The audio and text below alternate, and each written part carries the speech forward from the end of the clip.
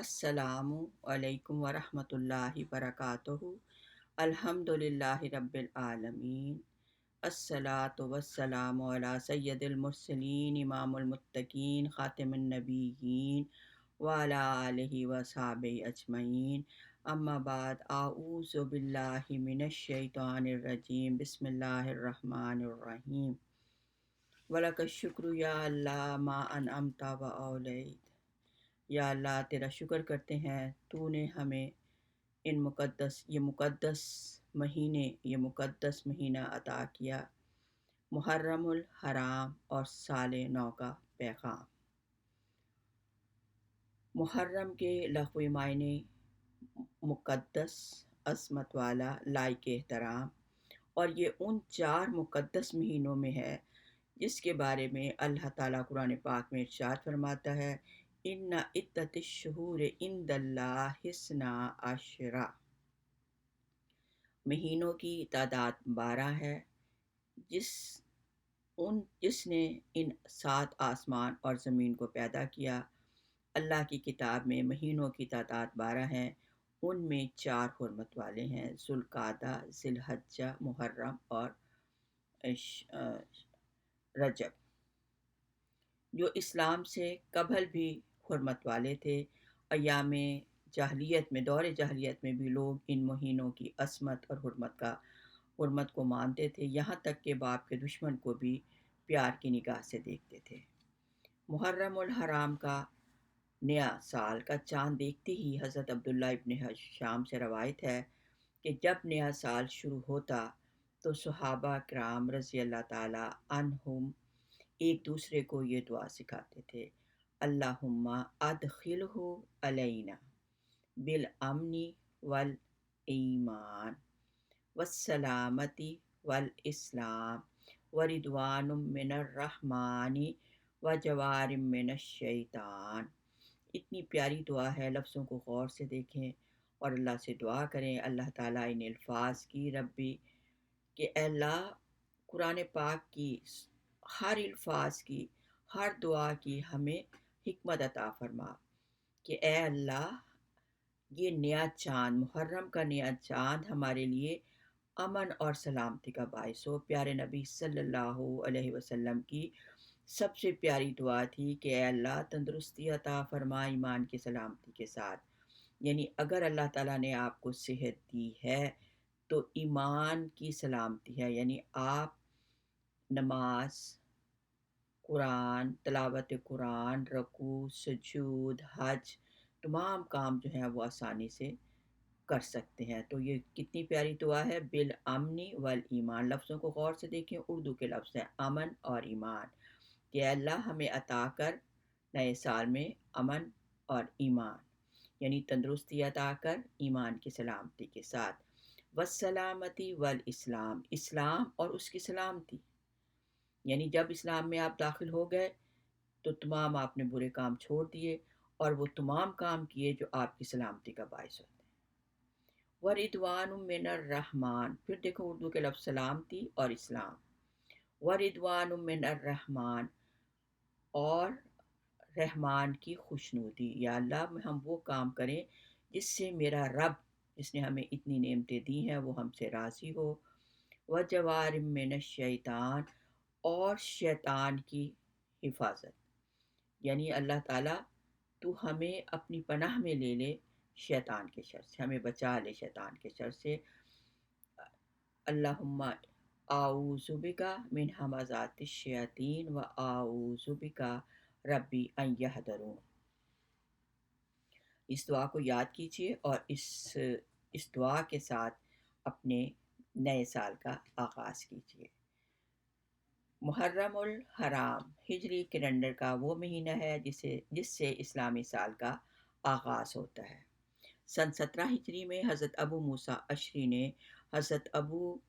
حضرت عمر رضی اللہ تعالیٰ عنہ نے صحابہ اکرام سے مشورہ کیا اور حضرت علی کے مشورے سے رسول اللہ صلی اللہ علیہ وسلم کے واقع ہجرت کو محرم کی یعنی پہلے ابتدا کا آغاز کیا، کیونکہ مدینہ منورہ کی طرف ہجرت جو تھی وہ کا آغاز ماہ ذوالحج کے آخر میں ہوا تھا، اور اس کے بعد جو چاند نکلا وہ محرم کا تھا۔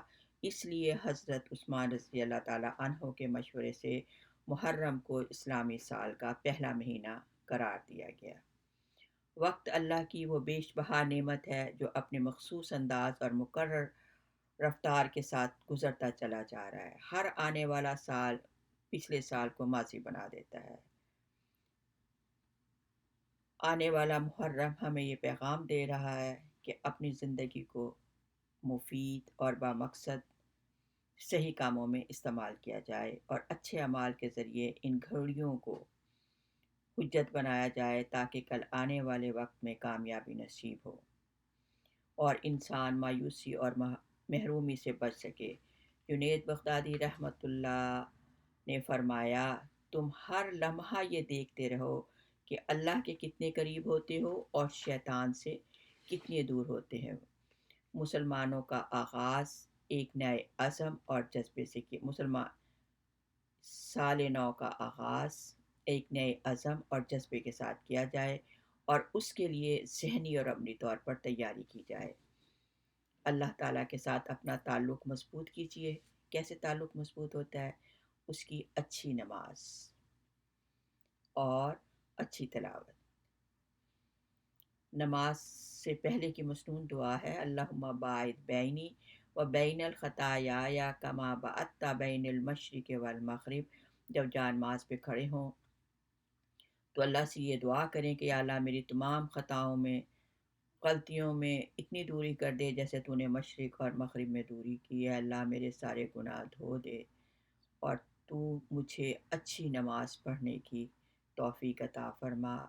عبادت کا شوق اور رغبت سے ادا کرنے کی کوشش کریں، جب انسان کو وہی ملتا ہے جس کی وہ کوشش کرتا ہے۔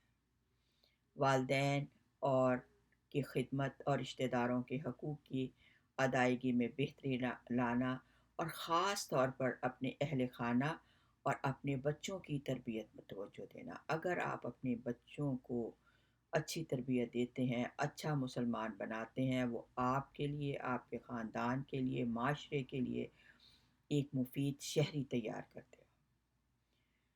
معاشرے کے جو پسماندہ طبقات ہیں ان کی فلاح و بہبود کے لیے کوشش کرنا۔ محرم الحرام کے اہم تاریخی واقعات۔ ماہ محرم کو تاریخی واقعات کے پیش نظر ایک خاص اہمیت حاصل ہے۔ فرعون غرق ہوا۔ حضرت موسیٰ علیہ السلام اور ان کی قوم کو اللہ تعالیٰ نے فرعون کی غلامی سے نجات دی۔ یہ صحیح مسلم کی حدیث ہے۔ عام الفیل کا مشہور واقعہ اسی ماہ میں پیش آیا جس میں ابرہہ نے ہاتھیوں کے لشکر کے ساتھ خانہ کعبہ کو تباہ کرنے آیا تھا، اور اللہ نے اسی کو تباہ کیا۔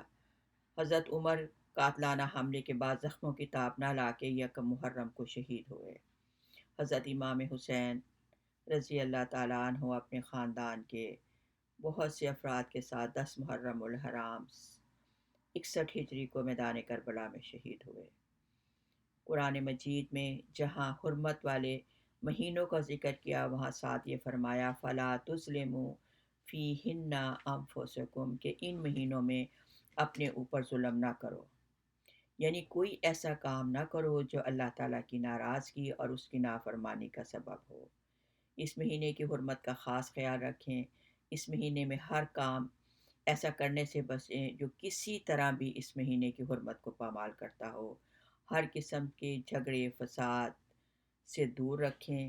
اپنے بھائیوں کی جان و مال، عزت و حرمت کا خیال رکھیں۔ ابن عباس رضی اللہ تعالیٰ عنہ سے روایت ہے کہ رسول اللہ صلی اللہ علیہ وسلم نے حجۃ الوداع کے موقع پر فرمایا، تمہارا خون، تمہارا مال اور تمہاری عزت ایک دوسرے پر اس طرح حرام ہے جس طرح آج کے دن کی، اس شہر کی اور اس مہینے کی حرمت ہے۔ زبان اور عمل دونوں سے ایسے کام سے بچیں جو دوسروں کی اذیت اور تکلیف کا باعث بنے یا جس سے کسی کی دل آزاری ہو، کوئی رنجش اور ناچاکی بھی ہو تو اس سے ختم کرنے کی کوشش کریں۔ ان دنوں میں نماز باقاعدگی سے ادا کرنے کی کوشش کریں اور روزے جتنی اللہ توفیق دے روزے رکھیں، اور خاص طور پر عرفے کا روزہ جو ہے وہ ضرور رکھیں۔ اللہ تعالیٰ کا ذکر کبھی نہ چھوڑیں۔ فَاذْكُرُونِی اذْکُرکم، تم میرا ذکر کرو میں تمہیں یاد رکھوں گا۔ نمبر 2، شکر نہ چھوڑیں کہ ربی اوزنی ان اشکر نعمتک التی انعمت علی وعلی والدی، کہ اللہ ہمیں توفیق دے ان نعمتوں کا جو تو نے ہمیں اور ہمارے والدین کو عطا کی۔ لئن شکرتم لازیدنکم، اگر تم شکر کرو گے تو میں تمہیں مزید دوں گا، اور اگر نہیں کرو گے تو جو نعمتیں دی ہیں وہ بھی اللہ چھین لے گا۔ دعا کرنا نہ چھوڑیں، ورنہ آپ قبولیت اللہ تعالیٰ کی نعمتوں سے اللہ نوازے۔ ادعونی استجب لکم، تم مجھے پکارو میں تمہاری دعا قبول ضرور کروں گا، یعنی آپ نے جو دعا مانگ لی وہ اللہ نے ضرور قبول کی، اس یقین کے ساتھ دعا مانگی ہے۔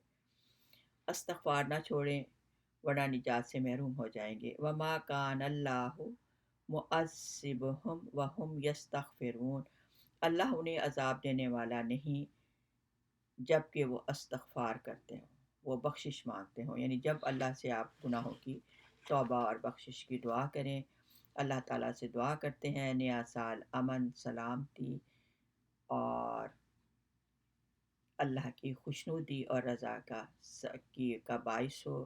ربنا اتمم لنا نورنا واغفر لنا انک علی کل شیء قدیر۔ سبحان ربک رب العزت عما یصفون وسلام علی المرسلین والحمد للہ رب العالمین۔